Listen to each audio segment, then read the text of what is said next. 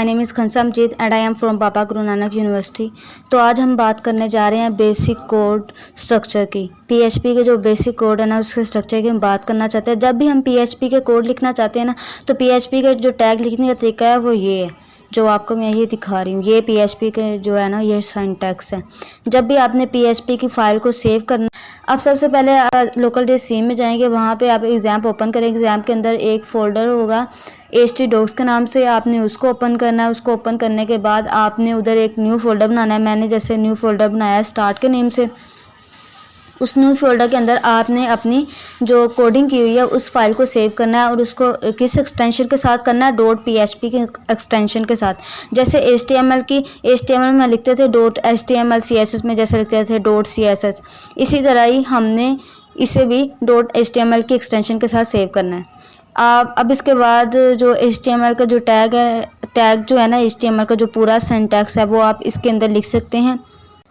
उसके बाद हम आ जाते हैं इको पे। इको हमारे पास बेसिकली क्या काम करता है, इको जो है ना वो हमारे पास किसी भी चीज़ की आउटपुट को ना प्रिंट करवाने के लिए यूज़ होता है। ये जो इको होता है ना, ये हमारे से जो फंक्शन है ना प्रिंट, उससे ये फास्टर होता है। कैसे फास्टर होता है? जो इको होता है ना, इको को हम एक ही दफ़ा में इको में कई ज़्यादा वैल्यूज़ जो हम प्रिंट करवा सकते हैं कोमल गा, लेकिन जो हमारे पास प्रिंट स्टेटमेंट है वो एक ही वैल्यू आउटपुट देती है। अब आ जाते हैं हम वेरिएबल्स के बारे में। वेरिएबल्स क्या होते हैं? बेसिकली वेरिएबल्स होते हैं ना, वो स्पेसिफाइड नेम्स और करैक्टरिस्टिक्स होते हैं।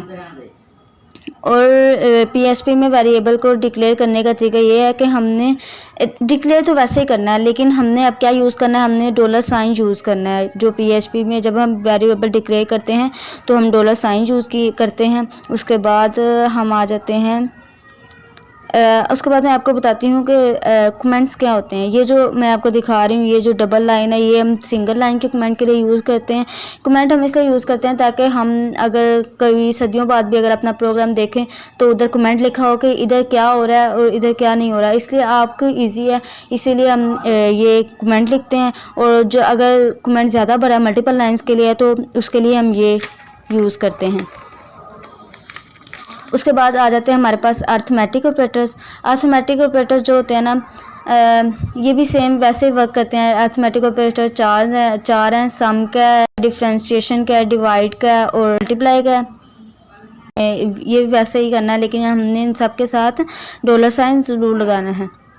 उसके बाद हम आ जाते हैं अपनी इफ़ कंडीशन पे। इफ़ कंडीशन में जैसे ये बता रहे हैं, जो हमारे पास इफ़ वो तब यूज़ होती है जब कोड एग्जीक्यूट किया जाता है तो वो ट्रू हो जाता है। और जबकि एल्स कंडीशन हमारे पास तब यूज़ की जाती है जब कोड हमारा एग्जीक्यूट हो रहा है वो फॉल्स आ रहा है। हम अपनी आउटपुट की तरफ, आउटपुट के लिए हमें गूगल क्रोम पे जाना पड़ेगा। गूगल क्रोम पे जाने से पहले हम एग्ज़ाम ओपन करें। एग्ज़ाम को ओपन करके हम इस तरह इन दोनों कंडीशंस को, जो अपाची सर्वर और माइस्क्ल लैंग्वेजेस को ओपन कर लेंगे। ओपन करने के बाद हम गूगल क्रोम पे जाएंगे। गूगल क्रोम पे जाके हम लोकल होस्ट सर्च करेंगे। लोकल होस्ट सर्च करने के बाद हम एक स्लैश डालेंगे और उसके साथ अपने फोल्डर का जो हमने नेम सेव किया होगा वो लिखेंगे। उसके बाद हम फिर से स्लैश डाल देंगे और हम एंटर का बटन प्रेस कर देंगे। जैसे मैंने एंटर का बटन प्रेस किया, आप देख सकते हैं जो मेरी फाइल के अंदर जो पीएचपी की फाइल सेव थी वो ये है। अब मैंने CSS के नाम से सेव की थी। अब मैं CSS का फोल्डर खोलती हूँ तो ये हमारे पास इसकी आउटपुट शो हो जाती है।